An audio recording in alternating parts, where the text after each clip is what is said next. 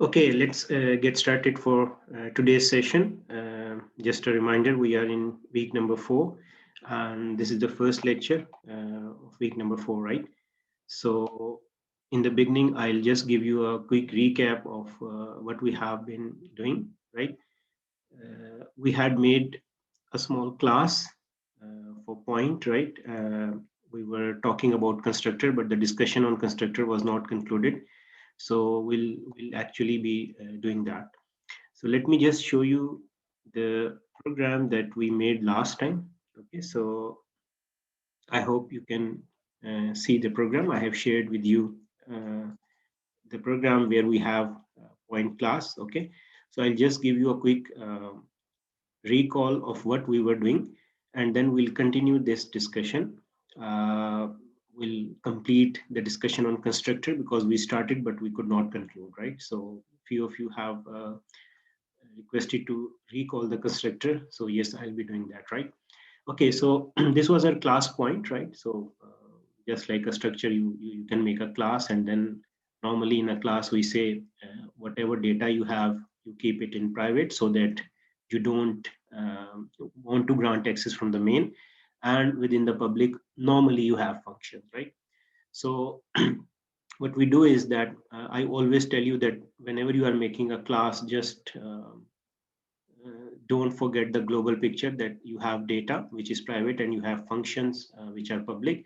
So from the main, what we can do is we can only access something which is public, right? So we cannot directly access data, but from within this class, anything can access anything. So it means all of these functions, they can access the data, right? So this is a general guideline that you should always remember. Okay, so when we made this class, we started with you can say this thing, the print function, that we made a function which can print data. We made a function which can actually set the values, right? So if you remember, we said, okay, you can make a point object. When you say object, object is simply a variable, right? When the data type is a class, instead of calling this p a variable, you will call it as an object, right? So when you write p dot, when you create a point p, so what was going on, this is p, it has two components, x and y, right? And when you call this set function, so you pass these 2 and 3. So 2 goes to a and 3 goes to b, right? And what do we have in the body of this function? X gets the value a. Now this x is actually x of p. Why? Because when you call this function, you had written p dot set. Okay, so within the function, when you are talking about x and y, these are x and y of the object which is on the left side of this dot. So it means it will get value 2, it will get value 3, right? So this is something that we did. But when we introduced a new concept of a constructor, so constructor is basically a special function which has same name as name of the class. So you see, what was the name of the class? Point. So the name of the function is also point. Okay, this function cannot have any return type, right? You don't see anything here. It cannot return a value, and you don't even write void, you just leave it blank, right? This can have some input, but for this example, we are not discussing the input. So a constructor is automatically called whenever you create an object, right? And the objective of a constructor is that it can be used to initialize the data members, because it is a good programming practice that we don't want data to have garbage values. Okay, so when you will write point p, okay, you create an object, but this constructor is automatically called, you don't need to do anything. And when this is called, what has happened, that instead of having some garbage values, now it has 0 0, because you choose that, okay, 0 0 is the default value. If you choose some other value to be default, you can write those statements, and you can convince yourself that those values are copied, right? So now you have some legal values, not garbage values, in your data members, right? So the important points about constructor, I'll repeat again. It has same name as name of the class. Okay. It is automatically called. You don't call it like other functions. It is called only once for object, right? And it does not have any return type. Okay. So these were some points. So today we'll continue this discussion, and what we'll do is we'll make another constructor Because you see, constructor is a function, and we know we can overload function. So just like you overload functions, you can also overload constructor. Overloading means that the function have same names, but their arguments are different. Okay, so let's see this in detail, and then maybe we can run the program and see the output. Okay, so since I'll not be writing the complete class because it is written, and I'll just be writing the data, and you can assume that rest of the functions are there. Okay, when we go back to the program, you have all the functions available there. So I'll only be writing, you can say, data and constructor, right? You can assume that rest of the functions are there. So we said we have two data members, X and Y. And then within this section, you have other functions, right? But in addition to those functions, I will first make this constructor which does not have any input, okay? So here I can write X gets the value 0 and Y gets the value 0 because I have chosen 0 to be the default value, right? You can choose any other value. Okay, now you see, in addition to this constructor, which is not taking any input, I can also make a constructor which is actually having some input. Now, what should be that input? You see, the objective of a constructor is to assign values to the data members. So how many data members do we have? We have two data members, X and Y.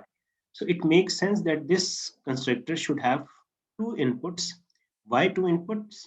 Because the number of data members in my class is 2.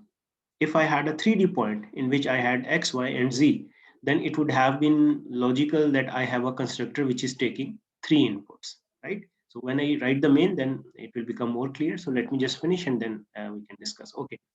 And within this function, what do? I'm saying X gets the value A and Y gets the value B. Okay. And of course, you have other functions as well. Now let's see how this will work. So let me just write the main and then we can discuss that how things are working. So this is our main program. So in the main, what I do is I write, say, point P1. When you write point P1, okay, what will happen? The constructor which is not taking any input, that will be called. So it means because I did not pass anything. So when you write P1, we are calling this constructor. So what happens is that in the memory, you have P1, which is X and Y. The constructor which is not taking any arguments is called, and X and Y become 0. Now let me make another object, but this time I want to call the constructor which is taking some input, right? So this is for the first time we are doing, so I'll just explain the syntax in detail. So you create another object, but you don't want this constructor to be called. You want, okay, I should call this constructor so that I can assign some values when I create an object. So when you are doing this, you are passing two inputs, right? The syntax is you write name of the class, name of the variable, and within the parentheses, you pass the input. So now what will happen? This 2 will go to this A, this 4 will go to this variable B, and this is your P2. P2 also has X and Y. So 2 goes to A, and within the function you have written X gets the value A. X of what? X of P2. It means this will get the value 2. Similarly, B has value 4. So from B, it goes to variable Y. So it means this will get the value 4. So now you see in your program, you have two constructors. This is called a default constructor, or you can call it a no argument constructor. Why no argument? Because this constructor does not have any input. You have another constructor which is taking input. This is called a parameterized constructor. Why parameterized? Because it has two parameters. And why do we have two parameters? Because we had two data members, right? And if I had three data members, four data members, then this constructor would have two inputs or three inputs or four inputs, depending on how many data members do I have. So I'll also write the program and show you the output. But till now, what we have seen, a constructor is a function which is special because it is called automatically. It has the same name as name of the class. A constructor is called only once for an object, right? You cannot call it many times. It is called only once. You can have multiple constructors within the same class, but only one of those is called, right? If the default is called, then you cannot call the other constructor, okay? So the constructor which does not take any argument, we call it no argument constructor or default constructor. The constructor which takes an input, 1, 2, 3, whatever is the number of input, it is called a parameterized constructor. So in the main, you have an example where we have a point P1. So in this case, for P1, we are calling the default constructor. We means the program automatically. For P2, since we want the parameterized constructor to be called, so the syntax is that after the name of the object, you put parentheses, and whatever values you want to pass, you can pass. So they will be assigned to the data members. Now let me just add this constructor to the class we made, and I'll show you the output so that you are convinced that how things are actually working. Okay, so this is our program. Okay, we already have this default constructor. So let me just print something here. Okay, default constructor called, so that we are sure that this is actually called. Okay, so within this constructor, I have added a statement default constructor called, so that when this is called, we know that actually it is called. Let me add another constructor in this class, which is like point int a int b. Okay, so this one was no argument constructor, and this one which I'm making now, this is called parameterized constructor. Okay, and within the body, what we do x gets the value a, y gets the value b. Okay, now from the main, what we do is, let me just write a fresh main. We create two objects. So we write point p1, okay, and then we write p1 dot print, just to see what values do we have in p1. Okay, then maybe I can print a separator. Okay, now we create another object point p2, but this time we call the parameterized constructor, right? So this is the syntax. You write name of the class, name of the object. If you, after the object name, you put a semicolon, it means call the default constructor. If you want to pass something, you have to put parentheses and give input, okay? And we also write p2 dot print,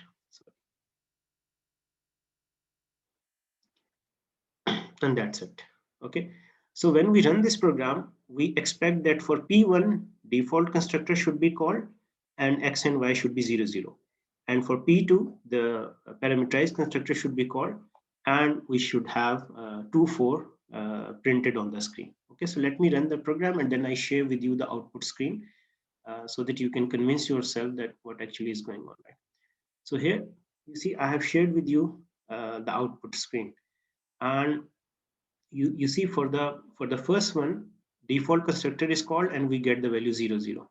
And for the second object, we since we call the parameterized constructor, so it is setting the value to 2, 4. Okay, and if you want to actually convince yourself that default constructor is called and parameterized is also called, you can also put a cout statement in this constructor. So maybe we can write here parameterized constructor called, like this. Okay, so now we have a cout statement in each of the constructors. So for p1, the default should be called, and we should get 0, 0. For p2, the parameterized constructor should be called, and we should get the value 2, 4. Okay, so let me run this program again, and then we can see the output and discuss further. Okay, so let me show you the output screen. Yeah, here we have the output screen. So for P1, you see default constructor is called, we get 0, 0. For P2, we get the message parameterized constructor is called, and the values are 2 and 4. And the important thing is, which you must see from your program, that within this program, you see, we are not explicitly calling the constructor just like we call other functions. Constructor is called automatically, right? So this was, you can say, one program which was explaining constructors. Now, if you have any queries from this or anything else, we can discuss those. Okay, now what we'll do is just we'll quickly see whatever discussion we have done. Maybe a quick recap through slides, but this time we have a different example. Okay, so whenever I'm doing on the board or in program, I'll be following that point class example. But just so that you get the global picture, we'll have some different examples as well, right? So we this is just a recap of all the concepts you have seen, but with a different example, right? So suppose we want to make a class which can model time, right? We want to store time, maybe time of class, time of flight, time of exam, anything, right? So as we said, generally, we make two sections, private and public. So in general, all the data we have, we make it private so that don't give access from the main, and all the member functions, mostly we make them public. But again, this is not a rule of thumb. This is just what we do mostly, right? You can perfectly have data which is public. So we say, okay, for time we have hour, minute, second. So we take three integers, hour, minute, and second, right? Where hour is a value between 0 and 23. Minute can have a value between 0 and 59, and so on for the second. Okay. Now let's add some function to this class.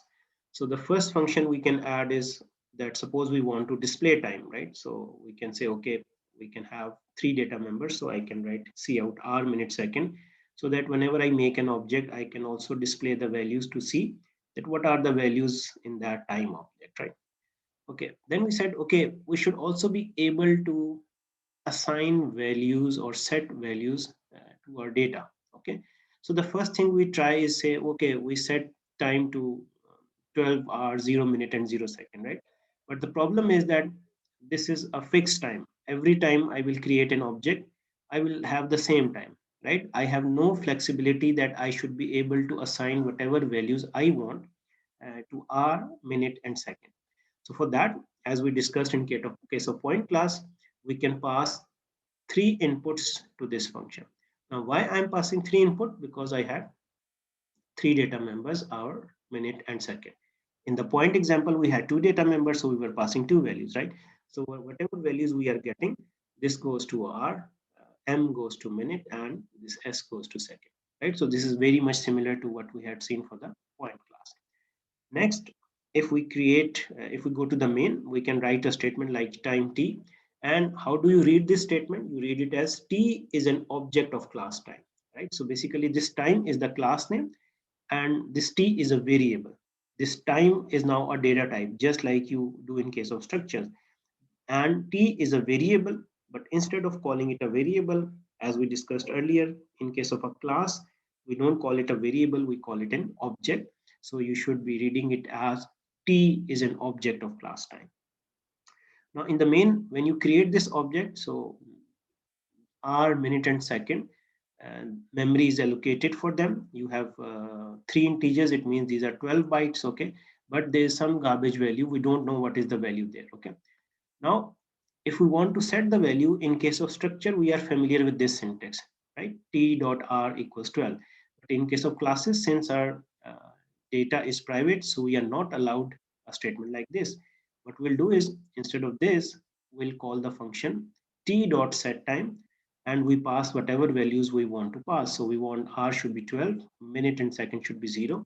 So this is the way you set values. So now you see, again, I'm repeating that example that you want to set values, but you don't have direct access. So you have access only to the public function. So you are actually passing your data to a function. You are requesting the function that please set these values for hour, minute, and second.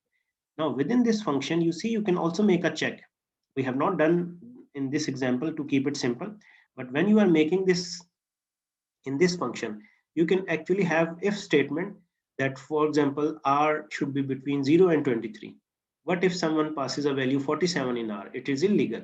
Okay, so you can do all those checks within this function to make sure that the user is always passing a valid value.